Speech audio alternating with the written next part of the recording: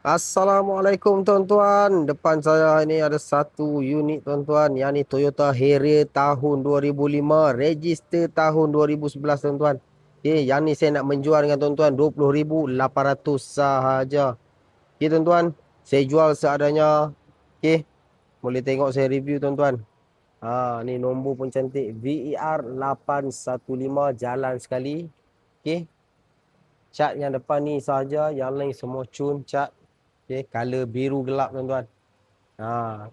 Yang ni dia pakai dia punya tinted tuan-tuan, jangan risau. Okay, tayar 4 biji, tayar baru Tayar baru tuan-tuan. 4 biji. Rim original Toyota Harrier. Okay. Boleh tengok bahagian dalaman memang sangat kemas, memang sangat cantik. Tuan-tuan boleh tengok. Tu dia tuan-tuan. Dah siap dengan Android player. Android player owner dah pasang. Mileage 180,000 sahaja. Okay. Sound system pun sedap.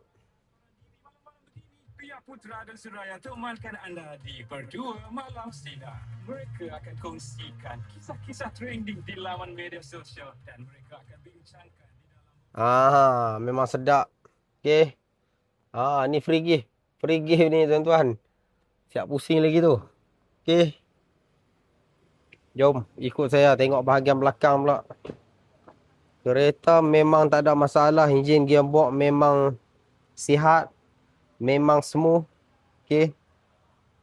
Yang ni tuan-tuan beli pun menang pakai je, isi minyak jalan. Tak perlu nak buat apa-apa lagi.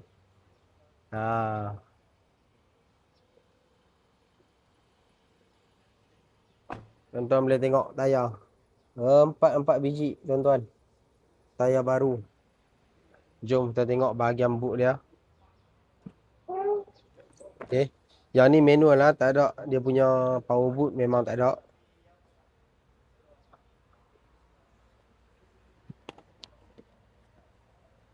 Jet, tutup semua ada.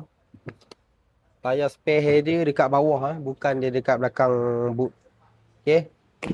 Yang ni tuan-tuan, saya nak menjual dengan tuan-tuan Toyota Harrier tahun 2005. Register tahun 2011.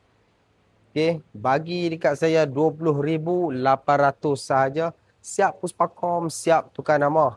Okay, tuan-tuan hanya perlu standby duit road tax dan insurans sahaja. Okay.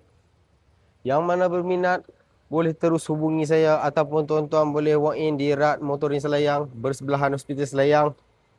Yang mana tak tahu tuan-tuan boleh waste Rat Motoring Selayang terus sampai depan showroom saya. Cari saya Nazmi. Assalamualaikum.